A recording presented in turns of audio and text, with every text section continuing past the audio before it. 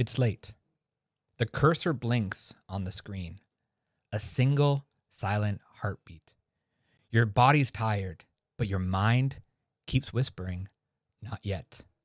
You open a new tab. You check something, anything. There's work you could finish, a message you could send, a step forward, but instead you hover, caught in the strange safety of standing still. You tell yourself you're just being careful, but deep down, you know it's something else. You can feel it, that quiet tug between the part of you that wants to rise and the part that's terrified of what will actually happen if you do. If that sounds like you, well, this is the episode for you. Welcome to the Kyle Mackie podcast, your weekly dose of clarity, energy, and inspiration. Kyle unpacks lessons from the world's top minds so we can all grow together. Grab your coffee, lock in, and let's make it happen. Welcome back, my friends. I'm Kyle Mackie, and if you're listening right now, I already know something about you. You're someone who's trying. You've done the inner work. You've read the books. You've set the goals. You've pushed yourself harder than most people ever see. And yet, there's still one invisible wall. The hesitation before the leap. The delay before the call. The quiet voice that says, what if I'm not ready? You know where you want to go. You can see the version of you waiting on the other side.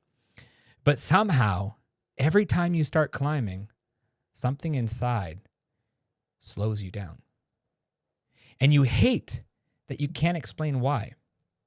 But here's the truth. You're not lazy. You're not broken. You're protecting yourself. Because somewhere along the way, you learned that stepping into your potential, shining too brightly, trusting too deeply might cost you something you're not ready to lose. Control, security, love. And that's what this episode is about. There's a part of you that's been standing in your own way, not because it wants to hurt you, but because it still thinks pain is coming. That's what Brianna writes about in The Mountain Is You. She says your mountain, that endless pattern of resistance and doubt, isn't a punishment. It's a message, a mirror showing you the parts of yourself still wanting to be met, healed, and led home. And when you finally stop seeing your breakdowns as proof you're failing and start seeing them as proof you're becoming, something powerful happens. You stop trying to fix yourself and you start learning to understand yourself. That's what we're going to do today. By the end of this episode, you'll understand why you keep standing in your own way and how to turn that resistance into your teacher. You'll see that self-sabotage isn't self-hatred, it's self-protection. And the moment you learn to listen to that protection, you begin to master yourself. Because in the end, it's not the mountain that you must conquer. It's you. And that's where the real story begins. Now, every great transformation starts with a collapse. Not the kind that destroys you, the kind that strips away everything that isn't real. For some people, it's the end of a relationship. For others, it's the loss of direction. And for some, it's when the dream you thought would save you finally fell apart. You tell yourself it's over, that you failed, that maybe you just don't have what it takes. But what if that collapse isn't the end? What if it's the sound of your old self breaking open so something new can finally take its place? That's the truth at the heart of The Mountain Is You. Brianna writes, your mountain is the block between you and the life you want to live. But the block isn't a punishment. It's your protection. Because self-sabotage isn't self-hatred. It's self-protection. When we procrastinate, avoid, overthink, delay, or withdraw, we're not weak. We're scared. We're trying to stay safe. We've built defense systems out of hesitation, and we call it not being ready. And yet, nothing keeps us smaller than the walls we build to keep ourselves safe. I remember a time in my life when everything I thought I was building, everything I thought would work, fell apart. I started a motivational speaking business. I had passion, vision, fire. But within a few years, it was gone. Bills stacked up higher than the hope I had left. Credit cards maxed out. And I remember this one night sitting there, late, realizing I could never cover my payments. I picked up the phone, called my father, asked for help. And when I hung up, I just sat there in silence, thinking, this is it. This is the end of the road. But what I didn't know then, what I can see now, is that the collapse wasn't the end. It was the beginning. It was the start of understanding how I worked. Because what came after wasn't failure. It was fear. Fear that if I tried again, I'd end up right back there. Fear that if I succeeded, I'd lose control. Fear that if I reached too high, I'd have to live up to what I became. So I slowed down. I told myself I was taking my time. I called it planning. But it was really protection. It was the part of me that still remembered the pain, whispering, never again. That's what self-sabotage really is. Not resistance to progress, but resistance to pain, remembered. The human mind is wired to keep us safe, not to make us happy. And so when happiness, success, love, or expansion threatens to rewrite our story, our system flares up. It says, this is new. This is unknown. Unknown is unsafe. So we shrink. We hold back. We call it discipline. We call it timing. We call it just being realistic. But what it really is fear disguised as logic. The mountain you keep standing at the base of, the project you keep delaying, the love you keep questioning, the version of yourself you keep avoiding. That mountain is you. It's the friction between who you've been and who you're meant to become. And the climb begins the moment you stop asking, how do I get over this? And start asking, what is this mountain trying to show me about myself? Because everything that burns in you, the failures, the fear, the unmet dreams, they're not here to punish you. They're here to purify you. They are your forest fires, burning away everything that cannot come with you into the next life. Maybe that's what's been happening all along. Maybe what you've been calling falling apart has been the fire making room for your rebirth. Because the mountain was never in your way. The mountain, it was always you. And that's where the real climb begins. Now, there's a moment right before everything changes when the air itself feels different, thicker, charged, heavy with something about to give way. That's what it feels like inside us before a breakdown. The body knows long before the mind admits it. Something has to burn. Brianna says our greatest transformations come through positive disintegration, the psyche's natural forest fire. When a forest burns, it looks like death. But beneath the smoke, the heat opens new seeds, seeds that could never grow if the shade of the old trees. Without the burn, there's no renewal. When my first business collapsed, it didn't look like renewal. It looked like failure, complete and final. That motivational speaking company was everything I thought I was meant to be. And when it died, It felt like I did too. I remember one night sitting in my car outside a closed bank, knowing I didn't have enough to cover the next payment. The screen of my phone glowed in the dark, the same way it does when you're searching for an answer that isn't coming. I called my father, asked for help, and when I hung up, it hit me. The humiliation, the fear, the quiet, scalding truth that I wasn't who I thought I was. That was the first flame. Not in the world, in you. When your identity catches fire, it's disorienting. It burns the illusions first. For months after, I couldn't even look at the idea of business without flinching. Every time I felt that spark to start something, something inside whispered, "Don't touch the stove twice." I didn't see it then. But the voice wasn't sabotage. It was protection. It was my mind saying, "We've been burned before. We can't survive that again."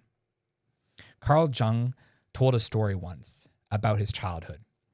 He hated school so much that one day after hitting his head, he fainted. From that moment on, his body began fainting every time he had to go back. Doctors couldn't explain it. Years later, Jung realized his fainting spells were his unconscious protecting him from what he feared. It wasn't madness. It was misplaced wisdom. That's what self-sabotage really is. The psyche doesn't want to destroy you. It just doesn't know another way to keep you safe. It's the forest fire acting without permission, clearing ground. You're too afraid to till yourself. A few years later, I stood on the edge of an actual burnt site in the mountains of British Columbia, charred trunks as far as I could see. But beneath them, tiny shoots of green already breaking through. The smell of ash and new pine. That's when it clicked for me. This is what renewal looks like. Ugly, messy, but quietly miraculous. Maybe that's why life lets us burn.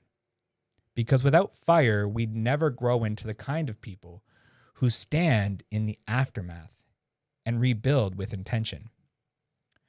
Now, when you're in the middle of your own fire, it's easy to think you're being punished.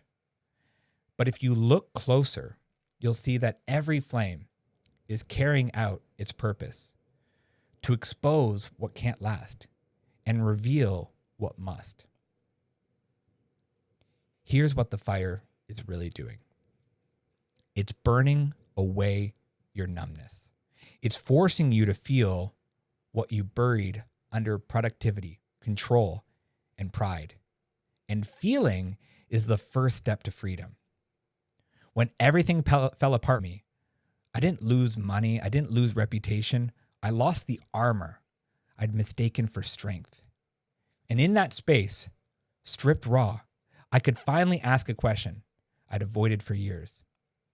What if success isn't about what I build, but about who I become while I'm rebuilding? That question changed everything.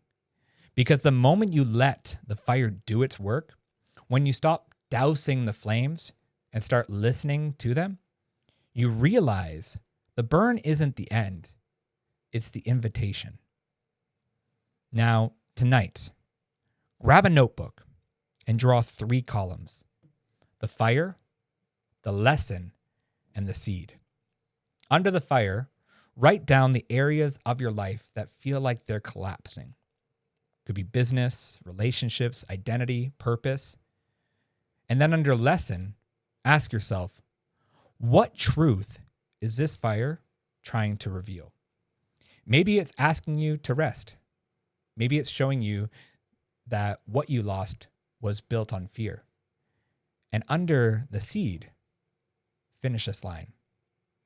When the smoke clears, I want to grow into someone who, don't rush it, let the answers come slowly, like embers cooling in the night air. Do this every evening for 7 days. Watch how the patterns reveal themselves, how the same lesson keeps whispering through different flames. That's your psyche teaching you to grow on purpose instead of by accident.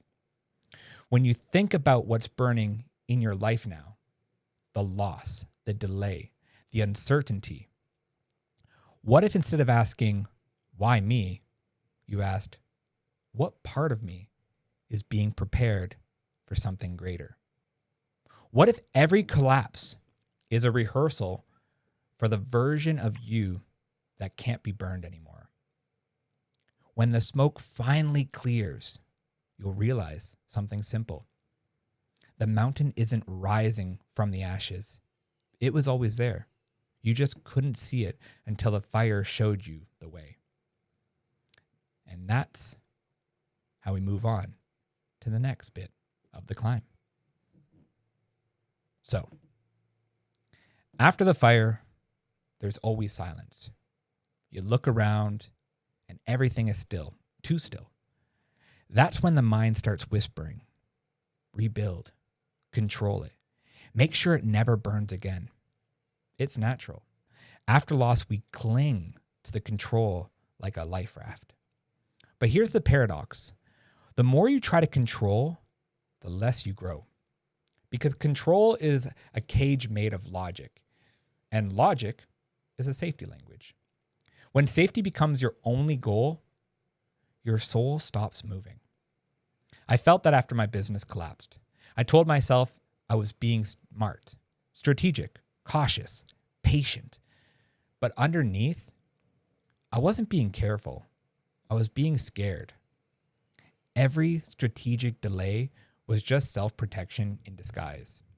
I'd get big ideas, the kind that light you up inside. And then I'd talk myself out of them. I'd find reasons, timing, cash flow, market shifts. All of them sounded rational, but they were armor. And I wore that armor for years. It looked like discipline, but truly, it was fear. Brianna tells a story about a woman she coached, someone who kept self-sabotaging her own healing. Every time things got peaceful, she'd start a fight, quit her job, end a relationship. When Brianna asked her why, she said, because when things are peaceful, I don't know who I am. That line stayed with me because that's what control really is. It's not power, it's identity. When you don't know who you are without chaos, you start mistaking tension for aliveness. You tell yourself, if I keep everything in my grip, I can't be blindsided. But the truth is, you can't climb a mountain with clenched fists. After the fire, I started rebuilding slowly, carefully. And every time someone offered to help, I felt this tightening in my chest. Even then, when they were genuine, some part of me whispered, if I owe anyone, I lose control. So I smiled, said thank you, and declined. I shouldered it all alone, telling myself it was noble. But it wasn't noble. It was isolation disguised as strength. It was the illusion that control could protect me from being hurt again. And the cost of that illusion wasn't growth. Now, Brianna writes, you cannot heal and control at the same time because healing requires surrender. And surrender feels like death to a mind that equates control with safety. So this question becomes, what's actually safer? Finally letting yourself move. Here's what I've learned. Control doesn't prevent pain. It just delays it. And every time you delay it, you stop yourself from becoming who you're meant to be. It's like camping halfway up the mountain. You tell yourself you're resting, but months later, you're still there.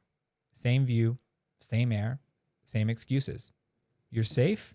Yes, but you're also stuck. At some point, you have to pack up the camp, loosen your grip, and climb again. Not because you're fearless, but because the only way out of fear is through motion. That's what I started doing. Tiny steps, saying yes to small opportunities, letting people help, even when it made me uncomfortable.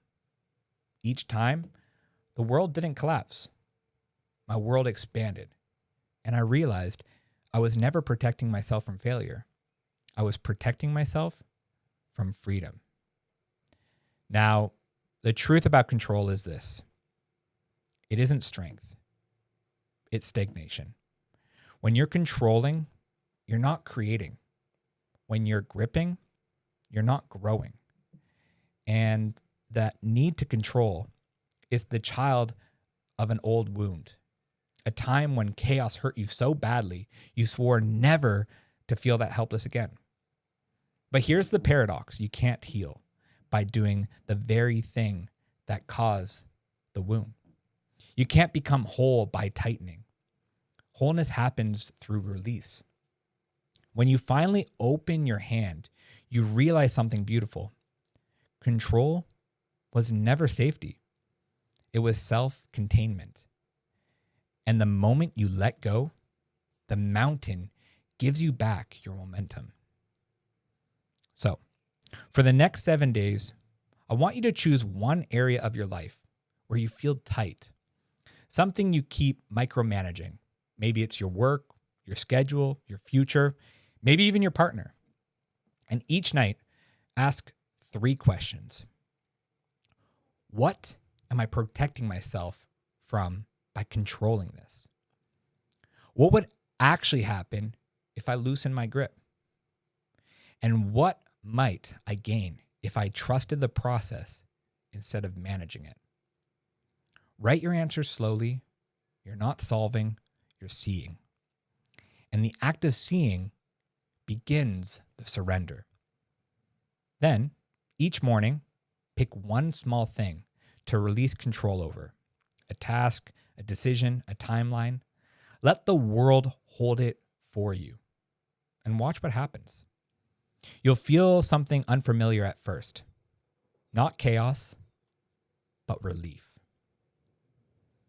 Now, if control is how you've learned to protect yourself, what would it look like to protect yourself through trust instead?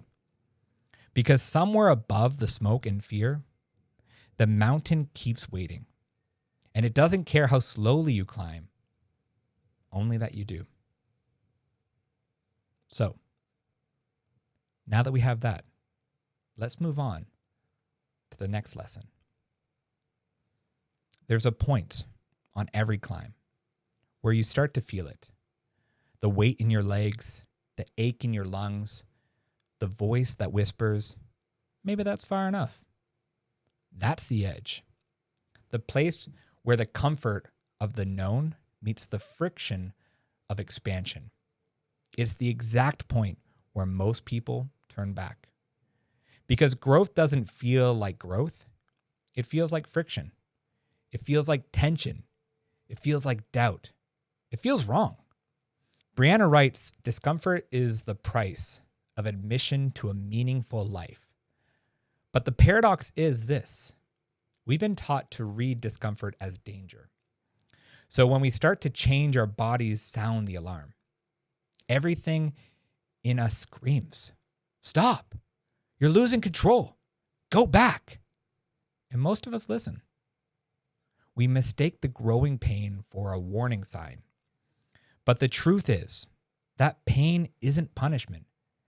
It's the stretch of your soul learning to hold more life.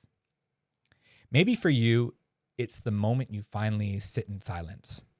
No noise. And your mind starts throwing old thoughts at you like stones. Or maybe it's the awkward first week after a big decision. You left your job, ended the relationship, set the boundary, and now the quiet feels unbearable. That's your edge. It's not the mountain's cruelty, it's its curriculum. Growth feels like chaos because your nervous system is recalibrating for a bigger version of you. And your body, loyal, protective, terrified, it's still wired for the smaller life. Brianna tells a story about a man who wanted to change his life, but kept saying, it just doesn't feel right. He'd start a new habit, meet new people, take new opportunities, and every time that unfamiliar feeling in his gut made him retreat. To him, feeling right meant feeling familiar. And so he never changed. Because the moment life got better, it stopped feeling safe. Now, does that sound familiar? Because that's how your mind tricks you into staying the same. It associates different with danger. And if you never learn to walk through that discomfort, you never discover that the fear was lying. I remember sitting across from a therapist once. We were talking about why I'd always pull away right before things got good. In work, in love, in almost everything. She said something that stopped me cold. Kyle, maybe the goal isn't to fix the discomfort. Maybe the goal is to learn to stay with it. At that time, I didn't understand. But over time, it started to make sense. Every time I'd feel that internal heat, the friction of growth, I'd distract myself. I'd work harder, scroll more, do anything but sit with it. Because sitting meant feeling, and feeling meant facing. But I started experimenting, small at first, but when I felt that wave of anxiety before a big decision, I'd pause. Instead of running, I'd breathe. 30 seconds, then 60, then 90. And something strange happened. The feeling didn't go away, but it stopped controlling me. It became data, not danger. That's what Brianna calls emotional endurance, the ability to stay present in the moments that used to make you flee. She writes, healing is the process of making what once felt unsafe feel safe again. That's what the edge is. It's your nervous system learning that you can survive peace, that you can feel discomfort and not mistake it for destruction. Every organism in nature grows at the edge of chaos. Forests, coral reefs, entire ecosystems. They thrive where order and disorder meet. Too much chaos, and they collapse. Too much stability, and they die. But in that narrow band, that trembling threshold, life explodes into diversity. You're no different. The friction you're feeling right now is proof that you're alive, evolving, expanding. It's not a sign you're off course. It's the pulse of transformation itself. So, when you catch yourself thinking, this shouldn't be this hard, remember, if it were easy, it wouldn't be growth. If it were comfortable, it wouldn't be change. Growth doesn't happen in safety. It happens in stretch. So, knowing that you don't grow out of discomfort, you grow through it. When you hit your edge, when your chest tightens, your breath shortens, your mind screams, "Get me out of here," you're standing in the exact spot where the old self ends and the new one begins.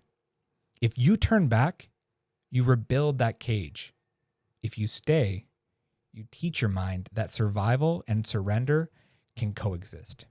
And the more you stay, the larger your life becomes. Think about it. Every major leap you've ever taken started with discomfort. The first day in a new job, the first moment of vulnerability in love, the first time you told the truth instead of what was safe. Every single time, discomfort was the doorway. So, maybe next time you hit that wall, you recognize it, not as the end, but as the entrance. Now, this week, practice staying. Here's how. Catch the edge. When you feel that inner tension, that restlessness, that urge to escape, pause. Name it. This is my edge. Breathe into it. Set a timer for 90 seconds. Just breathe. Notice your body. Don't try to fix it. Observe the story and ask, what am I telling myself will happen if I stay? Usually, it's an old fear, rejection, failure, loss. Reframe it. Whisper to yourself, this isn't danger, this is expansion. And then repeat. Every time you reach that edge, repeat this ritual. Over time, your mind learns a new truth. Discomfort isn't something to escape, it's something to integrate. It's not the end of safety, it's the evolution of it. And I want you to ask yourself this. When was the last time you turned away from something that scared you? Not because it was wrong, but because it felt unfamiliar. What would have happened if you stayed just 90 seconds longer? Because every mountain has edges, but the edge isn't the limit. It's the proof that you're still climbing. That's how you know you're becoming. And that's where the view starts to open. So, you've been climbing for hours, the smoke is gone, but now the air itself feels heavy, thinner, colder. You've survived the fire.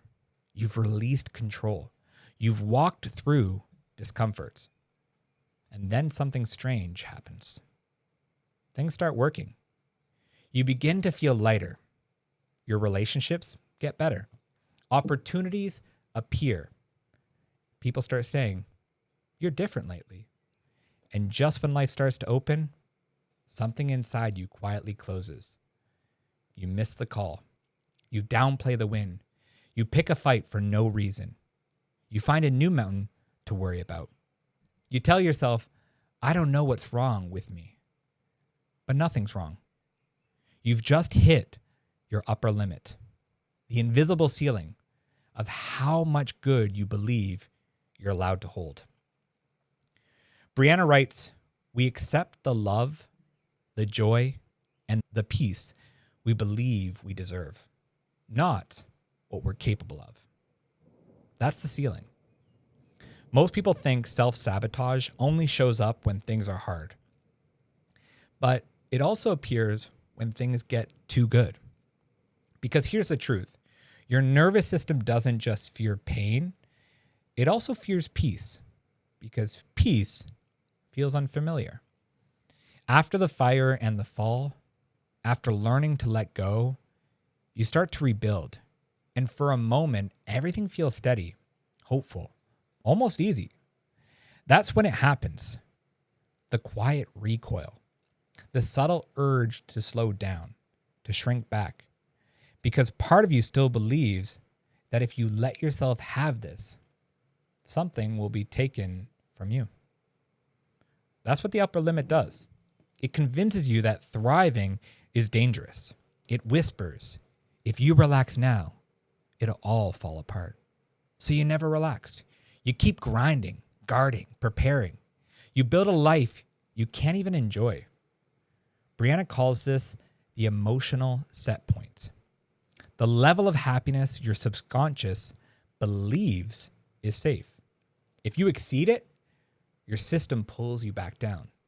Not because it hates you, but because it's loyal to the version of you that once needed protection.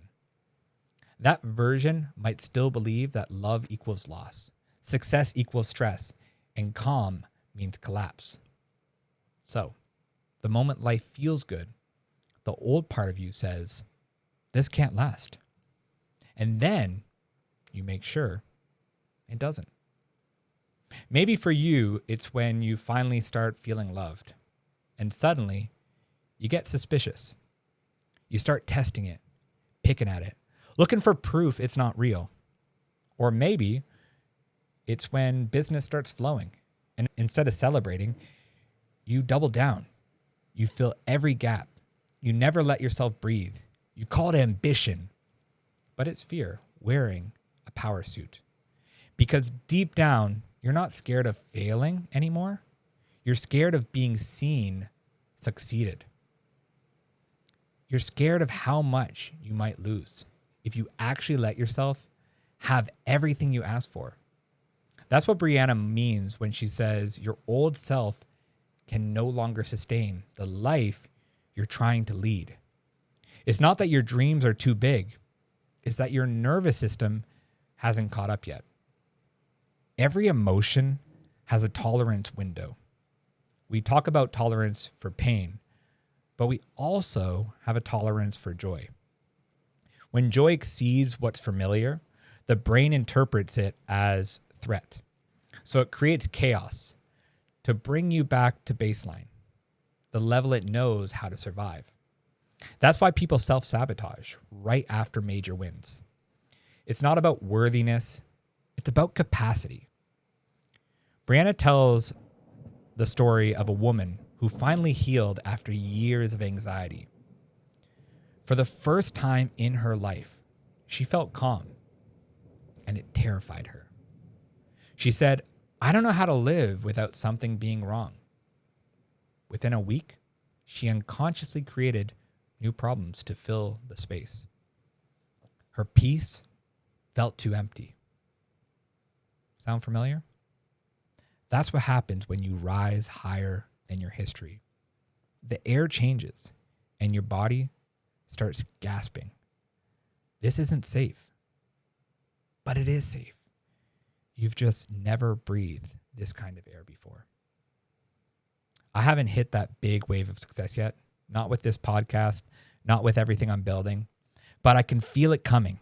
And if I'm honest, that's almost scarier because I can feel what's possible. I can see it, the reach, the impact, the people this work could touch. And there's part of me that wants to sprint towards it. But right behind it, there's another part whispering, be careful. Sometimes the closer you get to your potential, the louder the doubt becomes. Not because you think you'll fail, but because you know what success will demand of you. For me, the fear doesn't sound like fear. It sounds like logic. Take more time, plan better, wait until it's perfect. But underneath all that strategy is hesitation. A subtle attempt to slow the rise, to stay in a world I already know how to survive. Because I've seen what happens when you go all in and it doesn't work. I've lived that collapse. And part of me still believes that my holding back is me keeping myself safe. That's the real ceiling. Not the limit of what you can build, but the limit of what you allow yourself to believe you can sustain. So no, I'm not speaking from after success. I'm standing right here in the middle of the climb, feeling that quiet tremor that comes right before the next level. The fear that if I really step in, everything might change. And maybe it will. But the truth is, that's the point. Sometimes the upper limit doesn't show up after success. It shows up right before it. And you have to decide whether to stay safe or break that ceiling. Now, the invisible ceiling isn't a flaw. It's a measurement of your current capacity for good. And capacity can be expanded when you start noticing yourself self-sabotage at the peak. When you feel that pull to slow down, to start a fight, to drop the ball. That's not regression. That's your system saying we've reached the edge of what we know how to hold. So don't punish yourself. Thank it. Then expand it. You expand by practicing joy like it's a skill, because it is. Every time you let yourself enjoy something without rushing to the next thing, you stretch your tolerance for goodness.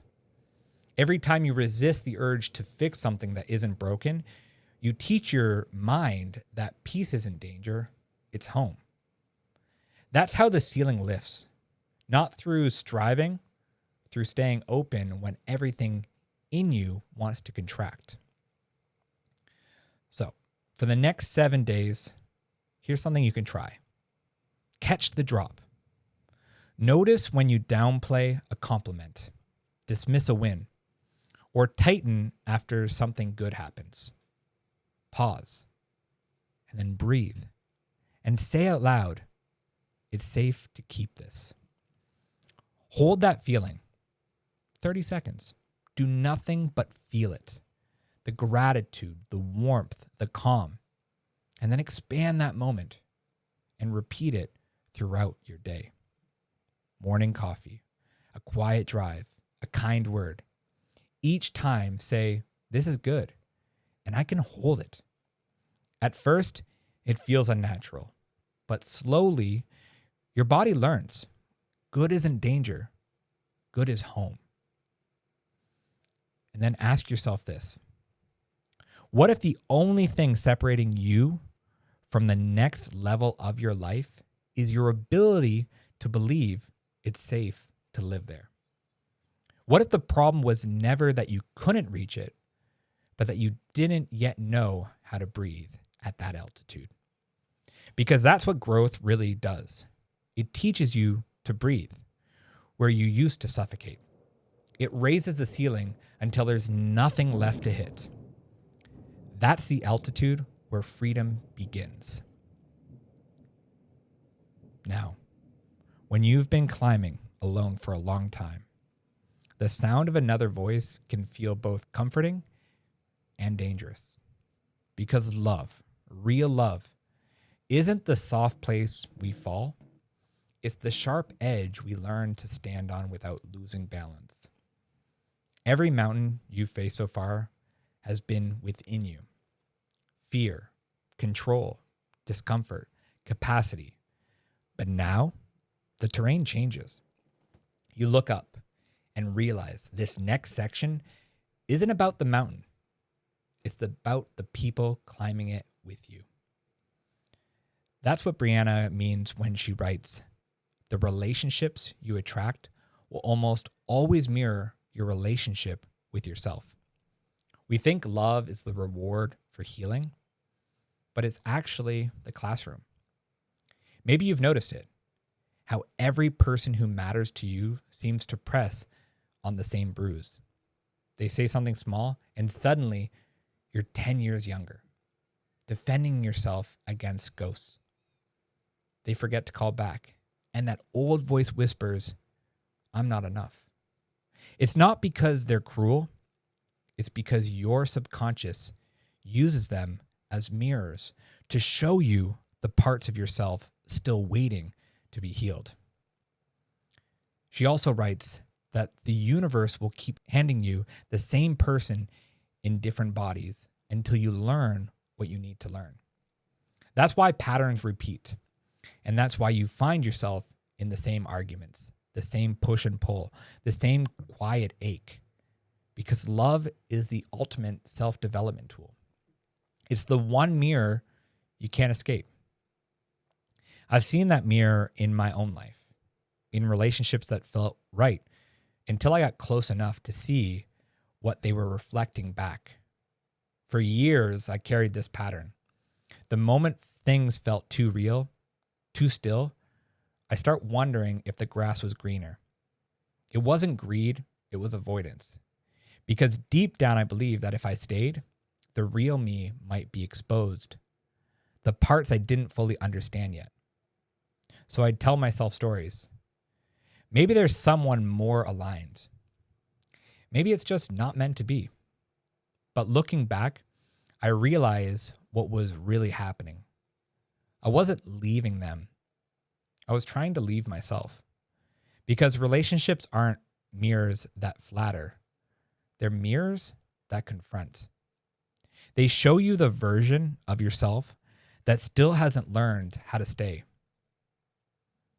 When I was in therapy, I started to see the pattern. Every time love got peaceful, I'd start to create friction. Not because I didn't care, but because calm felt unfamiliar. The same way stillness once felt like stagnation. Peace felt like loss.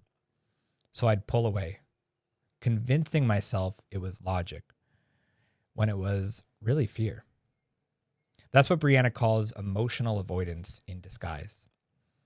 The mind convinces you that relationship is the problem, when really it's the mirror. She also says a story about a woman who couldn't understand why every partner she attracted was emotionally unavailable. She did the work, read the books, healed the wounds, but the pattern kept repeating until one day she asked herself a harder question. What if I'm emotionally unavailable too? It broke her open because she realized that while she wanted connection, she'd built her life around avoiding vulnerability. She wanted love without surrender, connection without exposure. And that's when it clicked. You don't attract what you want. You attract what you are. We don't sabotage relationships because we don't care. We sabotage them because they threaten to show us the part we've been hiding, the places where love has to pass through shame to reach us. And when the mirror gets too clear, most people would rather break the glass than see the reflection. Now, relationships don't create your pain. They reveal it. They're not the cause of your triggers. They're the context that makes them visible. So when someone stirs up anger, fear, or insecurity, that's not proof they're wrong for you. It's proof they've touched something you haven't yet healed. And that's what makes love so powerful. Because if you can resist the urge to run, you can use every argument, every silence, every misunderstanding as a map back to yourself. Love isn't about finding someone to complete you. It's about finding someone who helps you see what was never missing. That's what this lesson is about. Expanding your capacity, not just for good, but for love that asks you to grow. Now, here's something to try, especially when tension rises with the people you care about. Pause the story. When you feel triggered, instead of asking, why are they doing this to me? Ask, what part of me is reacting? Name the emotion, not the behavior. The emotion underneath.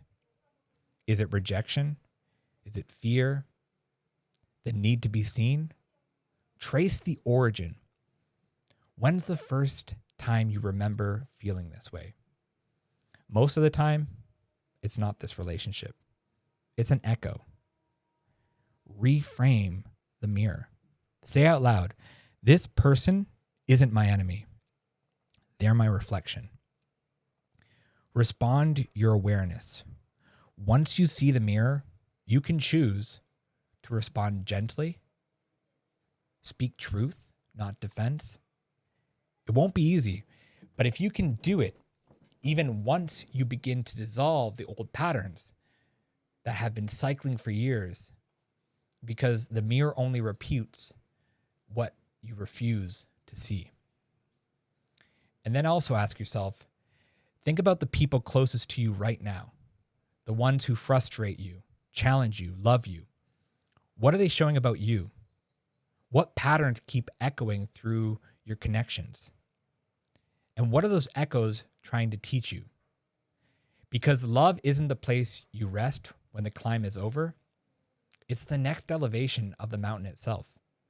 The one that teaches you how to stay open, even when the air gets thin. Now, somewhere above the storm line, the wind changes. It doesn't fight you anymore. It carries you. The noise below, the doubts, the echoes, the arguments, soften into the distance. Up here, everything is clear. Not easier, just quieter. And for the first time in a long time, you can hear your own heart without interference. Every climb has two summits. The outer one, where you see the view, and the inner one, where you see yourself. That's where you are now. You've faced the fire. You've released control. You've stood at the edge of growth. You've broken through the ceiling. You've looked into the mirror of love, and now there's no one left to confront but the person who's been climbing all along.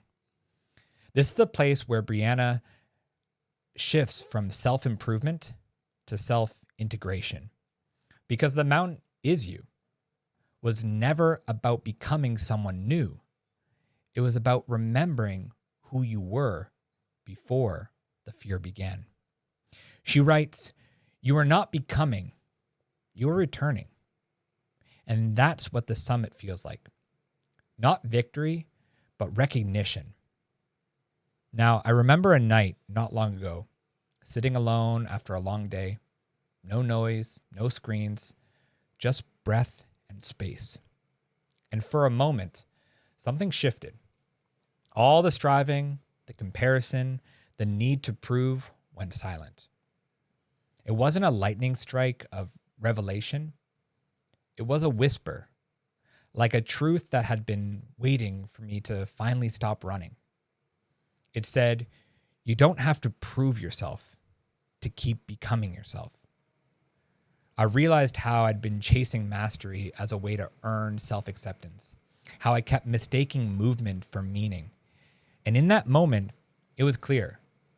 I'd been climbing the mountain, not to reach the top, but to remember that I was never separate from it.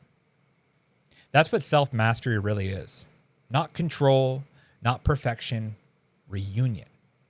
It's the moment you stop trying to outperform your past and start listening to the quiet wisdom that's been guiding you all along. Wiest calls this stage integration.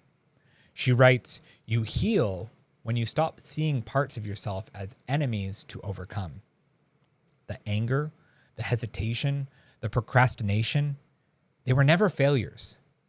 They were protectors, guardians who overstayed their purpose. They weren't sabotage. They were self-preservation misplaced in time. That's the moment of mastery when compassion replaces condemnation. Maybe for you, this looks like forgiveness. Forgiveness for the version of yourself that hesitated, for the relationships you broke while learning how to love, for the opportunities you delayed because you were scared of what would happen if they worked. Every one of those moments was part of the climb. None of them disqualify you from the summit. Now here at the height, you start to see that self-sabotage and self-love aren't opposites. They're two ends of the same instinct, the desire to protect your own life. And the work of mastery is simply teaching that instinct new direction. You don't need to burn the old self down anymore. You need to bring it home. You stop asking, how do I win? And start asking, how do I live in alignment? Victory divides you and the world, success and failure, strength and weakness. Wholeness unites. It says, everything I've been through belongs here. That's what it means to transform self-sabotage into self-mastery, to look at every part of yourself, the fire, the fear, the control, the doubt, and say, you can come with me now, because you can't reach the top of a mountain by cutting off the parts of you that carried you here. Now, when you finish this episode, try this. Write a letter to your past self, the one who was scared, reckless, stuck, self-sabotaging. And start with, thank you. Tell them what they taught you. Then write a letter to your present self and start with, I see you. Describe what you're proud of, not achievements, but endurance. And then finally, write a letter to your future self. Start with, I'm ready. Declare what you're stepping into, knowing you don't have to be perfect to deserve it. Then read all of them aloud. Feel what happens when you speak to yourself as an ally. instead of an adversary. That's the sound of integration. That's the voice you've been climbing to meet. When you strip away the noise, the goals, the expectations, the fears, who's left standing at the top of the mountain? And what would happen if you stopped running from that person and started walking with them? Because right here is the real summit. Not above the clouds, but inside them. The moment you meet yourself again and realize the mountain was never separate from you at all. Now, every mountain has two halves, the climb and the return. Most people think transformation happens on the way up, in the challenge, in the burn, in the revelation. But the truth is, the descent is where you decide who you'll be after it all. You can see everything now, the landscape of the past spread out below you, the valleys of avoidance, the cliff of control, the fires that forged you. And standing here, you realize you don't need to conquer another summit. You just need to live differently because of this one. Brianna writes, the purpose of healing is not to become invincible. It's to become whole enough to live vulnerably. That's what the descent is. Learning how to walk back into the world without armoring back up. At the top, you met yourself. But down here, you learn to stay with yourself. Because healing isn't measured by how high you climb, but by how gently you carry what you've found back into your everyday life. So as you descend, you notice things differently. The air smells the same, but you breathe it deeper. The path looks familiar, but you walk it slower. And in every step, you begin to understand something. You're not who you were when you started this journey. The world hasn't changed. You have. You responded differently now. You listen longer. You speak softer. You stop fighting what is and start flowing with what wants to be. And it's not because everything's perfect. It's because now you trust yourself to face it. When I think about the descent, I think about those mountains in life that quietly test your new awareness. The little things. The morning you wake up anxious again. The moments you feel the urge to procrastinate. The conversation that triggers an old field. That's the descent. It's not falling back. It's practicing forward. It's walking the same terrain with new eyes. The real work of becoming yourself isn't found in the moment of enlightenment. It's found in the moments of application. So this part, this descent, isn't about epiphany. It's about integration. You bring the mountain home. You live it through your choices. When your fear whispers, you're not ready, you smile and move anyway. When your instinct tries to control, you open your hand. When discomfort returns, you breathe and stay. When things get good, you let them. When love mirrors your insecurities, you stay in the reflection until you see the truth underneath. That's how the mountain becomes you. Not through arrival, but through repetition. Through daily imperfect practice. Every time you choose presence over protection, you descend a little further into the life that was waiting for you all along. Now, transformation doesn't end with awareness. Awareness is only the invitation. The descent is the embodiment. It's the slow rewiring of how you think, react, and respond. It's not glamorous. It's not cinematic. It's small, steady, sacred. Because the mountain doesn't test your endurance on the way up. It tests your integrity on the way down. The real question now is simple. Will you keep living like the person who climbed or the person who arrived? Here's something tangible for the next 7 days. At the end of each day, ask yourself 3 questions. Where did I practice what I've learned today? Where did I forget and fall back into my old patterns? And how can I bring more awareness to that tomorrow? Write your answers in short sentences. No judgment, just noticing. This is how you build self-trust. Not by getting it all right, but by staying honest enough to keep realigning. That's embodiment. When you walk back down into your life with the same job, the same people, the same world, ask yourself, what will be different because you are? Maybe you'll move slower. Maybe you'll speak kinder. Maybe you'll stop waiting for the perfect moments to start living the one in front of you. Because the point of climbing the mountain was never to escape life. It was to remember how to meet it.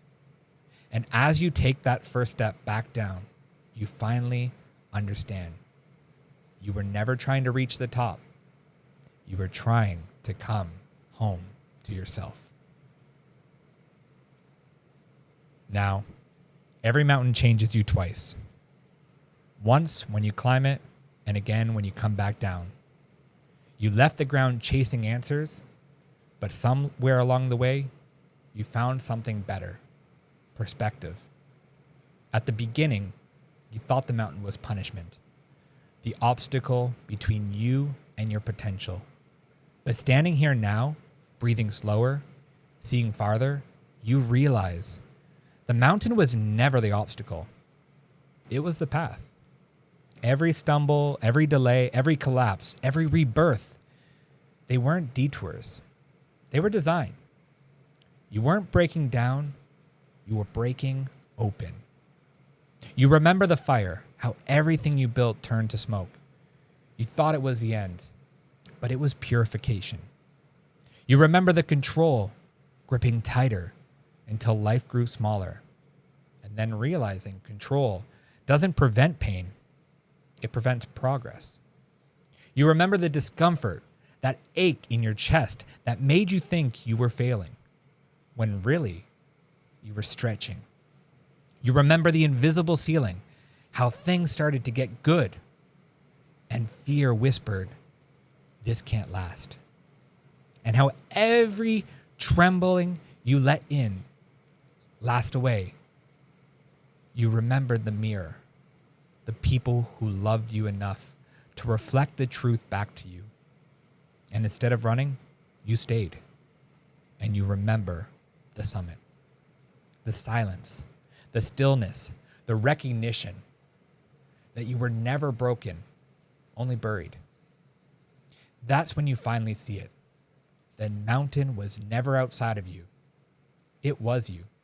Every ridge, every fall, every step, a reflection of your own becoming. Every ounce of resistance was your old self, refusing to dissolve. Every ache was your body learning to carry more light. Every fall was a rehearsal for flight. And now, as you walk down into the noise, the people, the ordinary rhythm of your days, you can feel it. Something subtle, but undeniable. You've changed your attitude, not because the world looks different, but because you do. You don't need the mountain to make you strong anymore. You've learned to make yourself steady. I think about the version of me who started the climb, the one who was afraid to fail again, afraid to try again. He didn't know this view existed. Not the physical view, the inner one. The one where you finally understand that nothing was ever in your way except the belief that you couldn't handle what waited on the other side. And now I see it. The version of me isn't gone. He's here. He's the one who carried me. He's the one who fell, stood, and took one more step when no one was watching. He's the one who taught me how to begin again. That's the paradox of mastery. It's not about killing your old self. It's about thanking them for getting you here. Transformation isn't a finish line. It's a relationship. You and your past walking side by side, each step a reconciliation between who you were and who you're becoming. You don't come back from the mountain the same. You come back with new gravity. Everything ordinary feels different. Every choice carries weight. Every moment feels more alive because now you understand. Mastery isn't the absence of struggle. It's the presence of awareness. It's not that fear disappears. It's that you stop confusing fear with truth. And from that place, everything changes. Because when you stop running from yourself and stop running from your life, before you leave this mountain, make one promise to yourself, just one. Whisper it if you have to. I will not sabotage the version of me I prayed to become. Write it down. Say it out loud before every major decision, before every doubt, before every risk. Because every time you honor that promise, you're building a bridge between potential and embodiment. That's how you live the mountain after you leave it. Now, when the world gets loud again, when the routines return, when the pace pulls you back, will you remember who you met up there? Maybe the mountain wasn't meant to make you fearless. Maybe it was meant to make you real. Every mountain leaves you with echoes, small truths you didn't know you needed until they became the compass you now carry. These are the ones that stay with you. The fire. What feels like destruction is often direction. Sometimes the things that burn your plans to the ground is the same flame that lights your way forward. The need for control. Control is just fear wearing logic as armor. You don't have to hold life together. You just have to trust that it will hold you too. The edge of discomfort. Discomfort is not danger. It's evidence of expansion. Growth always feels like friction before it feels like freedom. The invisible ceiling. Your upper limit isn't a wall. It's a mirror, showing you how much good you can still believe you can hold. Expand your capacity. Let peace become your new normal. The mirror of relationship. The people closest to you will always reveal the work left to do within you. Love doesn't complete you. It introduces you to the parts of yourself you've forgotten how to hold. The summit within. You are not becoming, you are returning. Self-mastery isn't control. It's compassion for the parts of you that once only knew how to survive. The descent. Transformation isn't proven in the moments of breakthrough. It's proven in the moments after, when you choose to live differently without the mountain watching and the becoming. You are the mountain. Every lesson, every scar, every silence, they were never separate from you. They were you, remembering yourself one climb at a time. So, maybe you don't need to wait for the next mountain. Maybe the work now is to live as if you've already reached the top and to move through every moment like it's sacred ground. You've climbed. You've burned. You've broken open. You've remembered. And somewhere near the top, you made yourself a promise. You remember it. That single line that found you when the air was thin. The one that felt less like motivation and more like truth. I will not sabotage the version of me I prayed to become. It came quietly, then a whisper at the summit. But this week, it becomes your practice. For the next 7 days, your only task is to live that line. Not as a mantra, as a muscle. Write it down again. Same words, same weight, but this time, bring it down the mountain with you. Put it somewhere you'll see every morning, on your mirror, on your phone, your notebook. Every time you hesitate, every time you feel yourself shrinking, every time you choose perfection over progress, pause. Take one breath and whisper it. I will not sabotage the version of me I prayed to become. This is your descent ritual, the bridge between potential and embodiment. The reminder that the person you met up there doesn't disappear. When life gets loud again, say it before the meeting, before the doubt, before the risk, because every time you speak it, you return to alignment. You teach your body what safety really feels like. Not control, not certainty, but congruence. That's how you live the mountain after you leave it. That's your challenge. That's your practice. That's your promise. Maybe as you step off the trail, nothing around you looks different. Same road, same people, same noise. But the difference is you. Because now you don't walk to escape yourself. You walk beside yourself. The mountain no longer towers over you. It lives within you. So as you move back into the world, into work, into love, into the ordinary moments that will ask everything of you, ask yourself this. What if this time you didn't run from the climb? What if this time you trusted that you can hold both the summit and the soil, the expansion and the everyday without collapsing either one? Maybe the smallest choice you make this week won't look like much. Maybe it's just one quiet breath before you react, one pause before you retreat, one whispered promise before you choose differently. But what if that single moment, that single breath, is the first step into the life you've been praying for all along?